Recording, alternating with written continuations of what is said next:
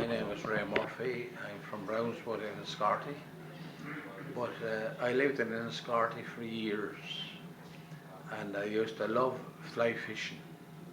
And I remember going down one morning beside this bridge here on the River Slaney, and I cast out my rod as any flyman do, and the fly just happened to land at my foot, and then I just put up the cast again, and there in me hold, what was there, only a 4 pound trout. I had only been there for about 2 minutes. That was the equivalent of winning the lottery today. Yes, it was indeed. Wasn't that fantastic? Isn't it great when you get something like that? And, and was that in that river where we're looking now? Yes, it was just down south of that river. Oh, good. Where I caught the trout, and I believe it was the biggest experience I ever had in my life. The picture is brilliant, and it reflects everything on Enniscorthy, and I think the castle and the reflection in the river is great altogether. But it's interesting you say that, because there's not many towns in Ireland that have that kind of a picture. Like, it's like a scene from a Disney movie with somebody pushing a castle up behind it. It is unusual, isn't it? It is indeed.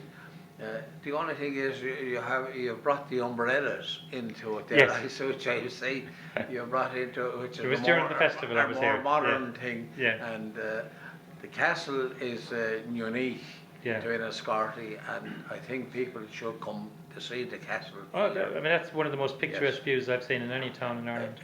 It is a lovely place altogether. It is really. Yes. And so, did you work locally then? I worked as a psychiatric nurse for 35 years in Enniscorthy. Right. Some say I should have ended up there anyway, regardless. And do any of these buildings have a connection with you? Most of them do, because I remember all the antique tavern, the old pub there where... Which pub? My name is John Wall. Great, John. Yeah. And you're in Enniscorthy, man? That's right, born and reared in Enniscorthy, yeah. Great. And what do you think of the picture? Oh, it's absolutely beautiful. Thank you. You know, I really like it now, you know. Everything, you know, about it, like, you know, it's absolutely fantastic. And even the river itself, like, you know, I have great memories of the river. Yeah. I used to do a lot of fishing there. Did you? Yeah. Yeah. What kind of fish would you catch there? Well, come up around the end of May, June, there's sea trout come up. Oh, right. There's some brown trout as well, and it's a great salmon river as well. Is it? Yeah. Still, but it's kind of a lot of salmon now is not getting into the river because it's all these big nets down in the harbour and out for the sea is stopping a lot of that coming up. But still, a lot of sea trout, you know. Well, right. But now, at the moment, I just noticed, because I walk down there with my dog there every morning now, and I just noticed in the last couple of years that there's actually seals coming up to the river. Is there? Yeah. Right.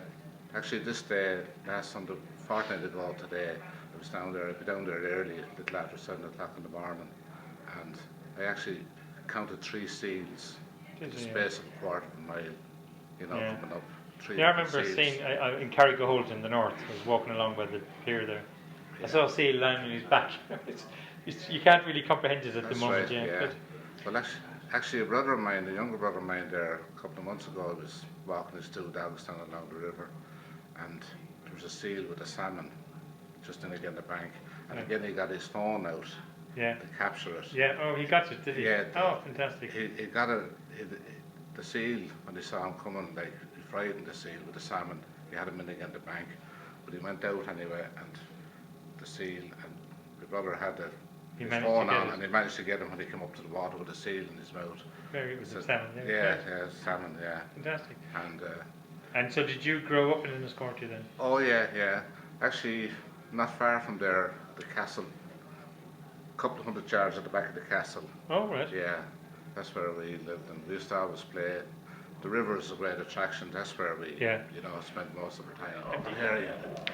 Yeah, the Cotton Tree pub. It's called the Cotton Tree. It's called the Cotton Tree. What's it called? It's changed name now, is it? Yeah, it's what they call it now, Hurricanes now. Yeah. And to the left of the Cotton Tree was actually here, just down the far side of the bridge there was a cotton tree. That's where it got its name.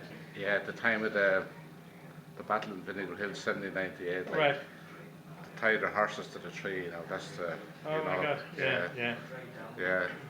But that's a great little town now, you know. Yeah. You know. No, I was really, even that day I was looking around to try and get a nice picture. I was very surprised when I just landed in that spot, and I thought, wow, I've got it.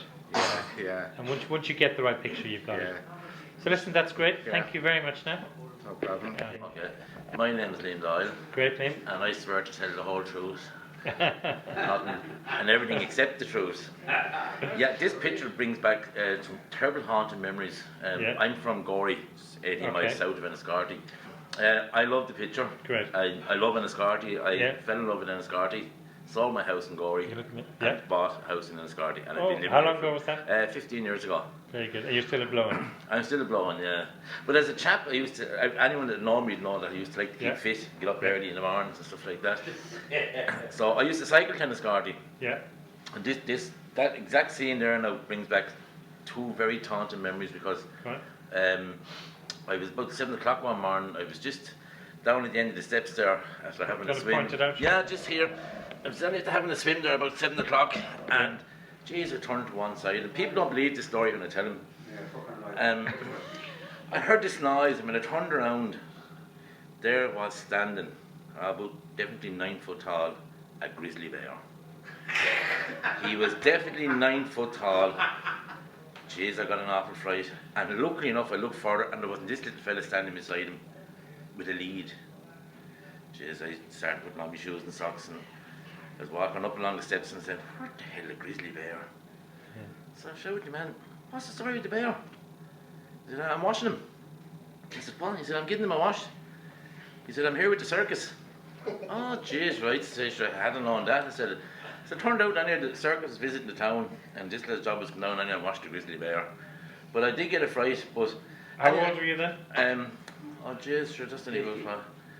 Sure, I was only about 12 at the time. I was cycling from Gorey. I was going to say, if you'd been a bit older, you'd had a few pints the night before, you'd be wondering. People would have said that, yeah. But anyone that knows would know I wouldn't be capable of telling and with the truth.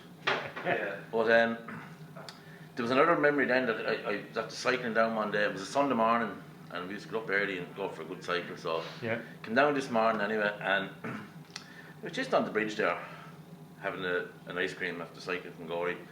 And a priest, and going back that time now, this was around 1978, and the priests were powerful people. You didn't, you didn't back chat to the priest or anything like that. You were afraid of him. Yeah. But this priest came in anyway. He was riding a horse, and he jumped off the horse and he says, "Here, young lad, hold that horse there. Yeah. I'll be back in a minute." I said, "Yes, Father, I won't." I says, "I didn't cycle down from going to hold your horse." I said, "He turned anyway and he walked. Oh, big towering man looked in across me and said, held out the reins, hold that horse," he says, "or I'll put a curse on you and I'll stick your 2 feet to the ground." Which is, he turned and held the reins. He was walking around and said, "Come back here now, Father, I'll tell you what you'll do, save that curse. Put the curse on the horse there. She'll be here when you get back, so you won't need me." So that was my 2 memories of this painting. Very good, very good. So that was it, and like I said, the rest is history. So listen. Tommy, nice to meet you. Carl is my name. So, Tommy, first of all, what do you think of the picture? Oh, it's very good, brilliant. Yeah, it's nice for the colour and all that. Very good. Yeah. And now you've been in Enniscorthy all your life, have you? Yeah. And so, is there any parts of that picture then that bring back memories? Oh, there's a lot of it would, all right. Yeah. I remember that house there.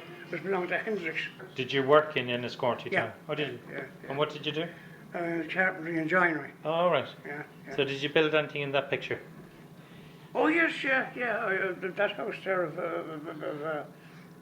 that one you mentioned, the grey one, is it? I done all the front for that, yeah. I done all the joinery for that. All the windows and all the doors. Specialty windows. Yeah, I done all that for him, yeah. The next one, that one there. And what was it called? It is called, well, the Raptors had that at one stage. So listen, that's fantastic, and thank you very much. Yeah.